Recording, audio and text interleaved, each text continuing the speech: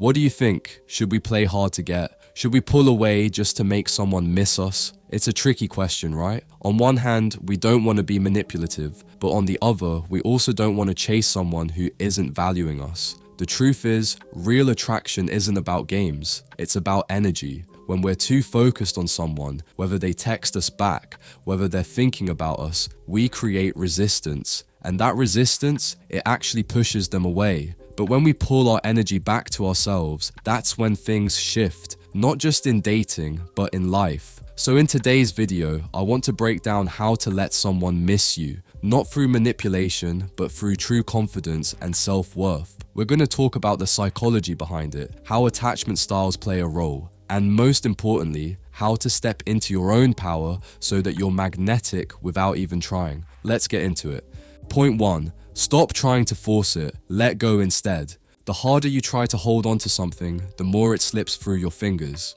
It's like gripping sand. The tighter your fist, the faster it escapes. The same thing happens when you try to make someone miss you. Maybe you've thought, if I stop texting first, they'll notice. Or if I act busy and unavailable, they'll chase me. But here's the truth. Even when you're playing it cool, your energy is still centered on them. You're still reacting, still strategizing, still hoping for a certain outcome. And guess what? People feel that. They might not be able to put it into words, but deep down, they sense when you're trying to manipulate the dynamic. And that's not attractive, it's exhausting. So instead of obsessing over how to make someone miss you, ask yourself, why do I feel the need to be missed? What part of me craves that validation? Because when you start focusing on filling your own life with things that light you up, your passions, your goals, your joy, you naturally become more attractive. Not because you're playing the game better, but because you've stopped playing altogether. And ironically, that's when people actually start to feel your absence. Not because you wanted them to, but because you finally became someone worth missing. Point 2. The power of emotional availability. You know what's crazy? A lot of people think they're being loving when they constantly check in, text first, or try to prove their worth in a relationship. But what they're really doing is pushing the other person away. See, if you're always wondering, do they miss me? Are they thinking about me? Should I text them? What's really happening is that your energy is completely focused on them, not on yourself. And most of the time, this comes from an anxious attachment style. That fear of being abandoned, of not being good enough, makes you overcompensate. You overtext, overgive, and overthink. And guess what? That energy is heavy. It can feel suffocating to the other person, even if they don't realize why. It's like holding on to a butterfly too tightly. What happens? It struggles to get away. But when you open your hand and just let it be, it might actually choose to stay. That's what emotional availability is all about. It's not about chasing love or forcing a connection. It's about knowing your worth so deeply that you can be open and vulnerable without needing someone else to validate you. Because when you show up like that, you're not just more attractive, you're actually free. And that's when the right people naturally come into your life. Point 3. Create space for them to feel your absence. You know what's wild? We all want to be missed, but we never give people a chance to miss us. It's like leaving music playing in the background all day. After a while, you stop even hearing it. But when it suddenly turns off, that's when you notice the silence. It's the same with people. If you're always the one initiating, always checking their social media, always waiting for a text, you're never really gone. You're still pouring energy into them, even if they don't realize it. And that means they never get the space to actually feel your absence. But here's the shift. You don't step back to get a reaction. You do it because you deserve your energy back. Instead of obsessing over what they're thinking, turn that energy inward.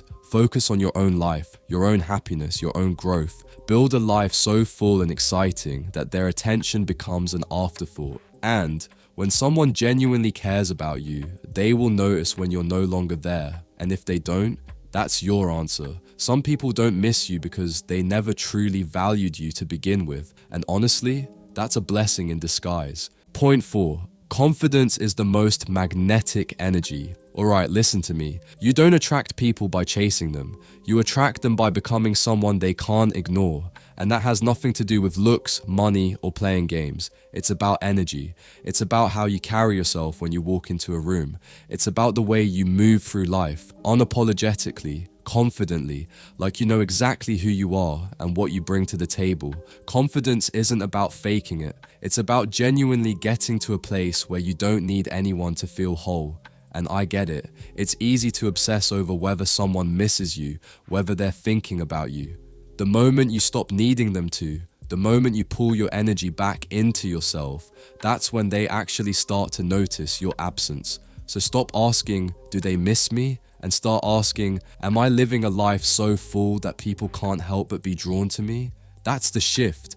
When you stop chasing and start being, you become magnetic. People feel it. And the ones who are meant to be in your life, they'll be the ones coming toward you. Point 5. Reclaim your energy and watch what happens. Alright, listen. When you stop focusing on someone, they feel it. I know it sounds crazy, but energy doesn't lie. When you're constantly thinking about them, checking if they viewed your story, replaying old memories, you're still feeding that connection. Even if you're silent, they can sense it. But the moment you truly pull back, that's when things shift. But here's where most people mess up. They pretend to let go. They stop texting, but deep down, they're still waiting, still hoping for a reaction. That's not real detachment. That's just a strategy. And the universe, it doesn't respond to tricks. It responds to truth. So instead of faking it, actually reclaim your energy. Stop watching them. Stop waiting. Start pouring everything you've been giving to them, your attention, your thoughts, your emotions, back into yourself. And the craziest part, the second you genuinely stop caring about whether they notice, that's when they do.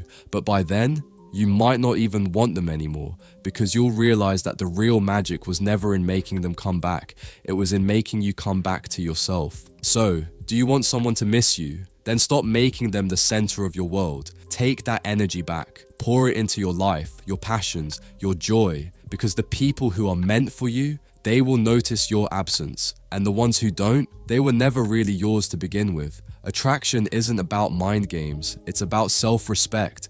And the moment you start truly valuing yourself, everything changes.